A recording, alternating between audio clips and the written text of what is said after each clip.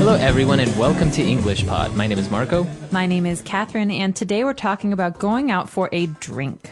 That's right. We're going to a bar and we're going to order cocktails. So we're going to learn all about the different types of cocktails and a little bit more language that you can use at a bar. Exactly. So let's take a listen to today's dialogue. We'll be back in a moment.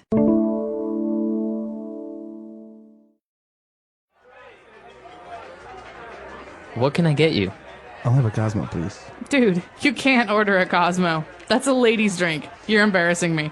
What are you talking about? It's a good drink. It's too soft. Order something with a little more kick to it. Fine. I'll have a sex on the beach. You have got to be kidding me. Come on, it's delicious, especially when served with a pineapple or a coconut. Forget it. I'm ordering for you. I'll have a scotch on the rocks, and my friend here will have a Manhattan. Put it on my tab. Here. Now this is a real drink. That's strong. This is going to get me wasted. That's the idea. All right, we're back. So now let's take a look at some of those drinks on Language Takeaway. Language takeaway.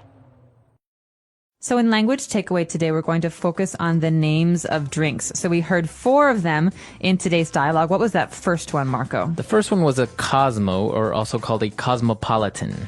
Okay, so this is something, if you watch the TV show Sex in the City, you will have heard before, because the girls always order Cosmos. Now, a Cosmopolitan is served in a martini glass, right? Right. You've seen the martini glass. It kind of looks like a triangle.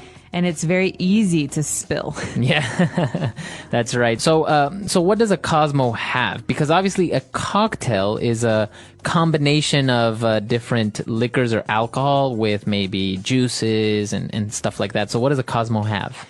That's a good question. Cosmo is a vodka drink, I believe, and it's served in a martini glass. But it's generally considered a drink for ladies, for women. Why is that? Probably because it's a weaker drink, but also because it's popular in the media and in movies and stuff as a women's drink. So that's how it got that reputation. I see. All right, very good. So that's what a Cosmo is. Now, if we move on to another very popular drink, a little bit more tropical, I think everyone always has it in the Caribbean or when they're on vacation at the beach. It's called a Sex on the Beach. Okay, this name might make you laugh because sex on the beach, it's very descriptive, but it's actually a very common drink. Right. And in the dialogue, he talks about how he likes to have this drink served in a pineapple or a coconut. So that means it's very fruity, and I think it's a rum drink, right? Yeah, and it usually has either coconut juice in it or maybe some pineapple juice. Very fruity. Very fruity. I think they add a little bit of vanilla or even ice cream, or milk or something like that. So it's very fruity. It's kind of like a milkshake with liquor. Weird. Yeah, I don't know that I've ever had one, but this is the part of the dialogue where his friend says, "Come on, you need to buy something that's more manly." He orders a scotch on the rocks instead. Okay, so a scotch is a type of liquor. It's a whiskey. That's right. Scotch whiskey comes from Scotland, and it's a whiskey drink, and basically scotch on the rocks means scotch poured over ice. Ice. So in this case, rocks means ice, and you'll hear this often. Do you want that on the rocks? Do you want that on ice? Right. So you don't say I want whiskey with ice, or you don't say I want scotch with ice. You can just say on the rocks. Scotch on the rocks. So maybe if you're ordering a rum drink and you don't want it mixed with anything, you can say rum on the rocks. On the rocks. Very good. And not only are we ordering a scotch on the rocks, but we're also ordering a Manhattan. So what does a Manhattan have? All right, a Manhattan is a very strong cocktail. It has bourbon, which is a kind of whiskey. It's an American whiskey. It has vermouth, which is also a very strong ingredient. It has bitters. What is bitters? Bitters is another kind of ingredient that is often used in cocktails to make things bitter. Okay. So it's not a sweet drink. No, it's not a sweet drink. Although they sometimes put a little bit of lemon or orange rind in the drink, and that's the skin of the orange. Okay. So both these drinks are pretty strong. They're very interesting, though. All the ones that we've seen, the Cosmo, the Sex on the Beach, they're all called cocktails.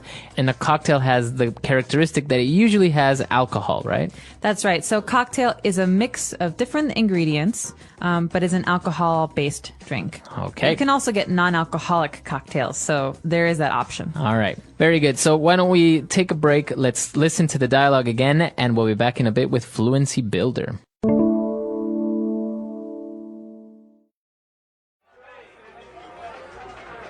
What can I get you? I'll have a Cosmo, please. Dude, you can't order a Cosmo. That's a lady's drink. You're embarrassing me. What are you talking about? It's a good drink. It's too soft. Order something with a little more kick to it. Fine. I'll have a sex on the beach. You have got to be kidding me. Come on, it's delicious, especially when served with a pineapple or a coconut. Forget it. I'm ordering for you. I'll have a scotch on the rocks, and my friend here will have a Manhattan. Put it on my tab. Here. Now this is a real drink. That's strong. This is going to get me wasted. That's the idea. All right, we're back. So now let's talk a little bit more about these drinks on Fluency Builder. Fluency Builder. So, Marco, there are many different ways to talk about drinks, but the most important ones that we often discuss, especially with cocktails, is weak drinks versus strong drinks. That's right. Weak drinks versus strong drinks. Now, usually the Cosmo or maybe the Sex on the Beach, it's considered to be a weak drink.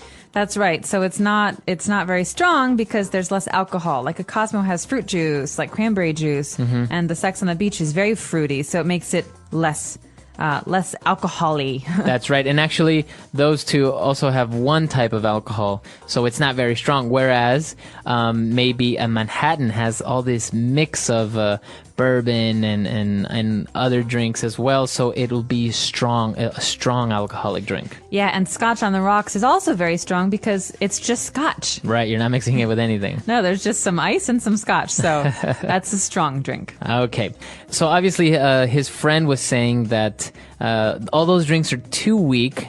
He should order something with a little more kick to it. So in this context, kick means strength. So alcohol.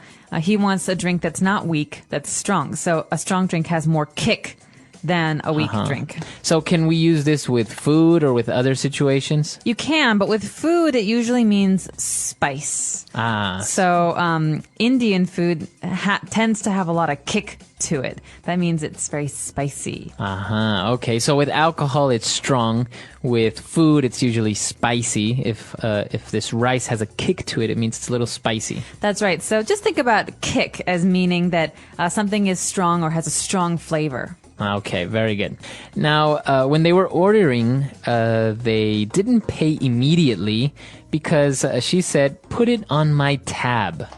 All right. So to put something on a tab, this is really important when you're going to a bar or a restaurant and you want to order drinks. A tab is a bill that you don't pay immediately. Right. The bartender will write down all of the drinks that you have and all of their prices, and you pay when you leave.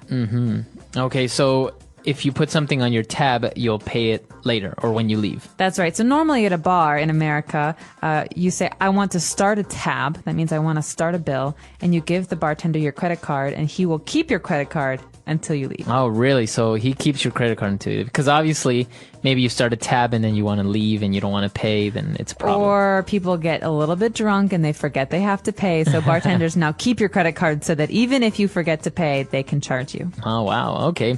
Very interesting. And now for our last phrase. He was a little bit concerned because this drink is so strong. He said, "This is going to get me wasted."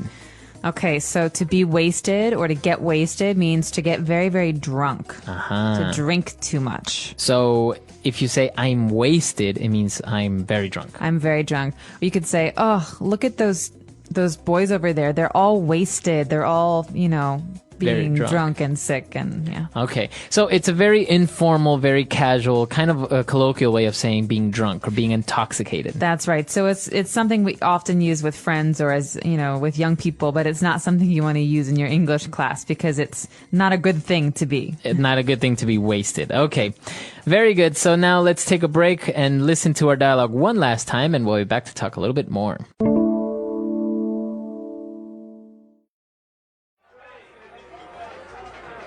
What can I get you? I'll have a Cosmo, please. Dude, you can't order a Cosmo. That's a lady's drink. You're embarrassing me. What are you talking about? It's a good drink. It's too soft. Order something with a little more kick to it. Fine. I'll have a sex on the beach. You have got to be kidding me. Come on, it's delicious, especially when served with a pineapple or a coconut. Forget it. I'm ordering for you. I'll have a scotch on the rocks, and my friend here will have a Manhattan. Put it on my tab. Here. Now this is a real drink. That's strong. This is going to get me wasted. That's the idea. All right, so about cocktails, liquors, what is your favorite cocktail when you go out?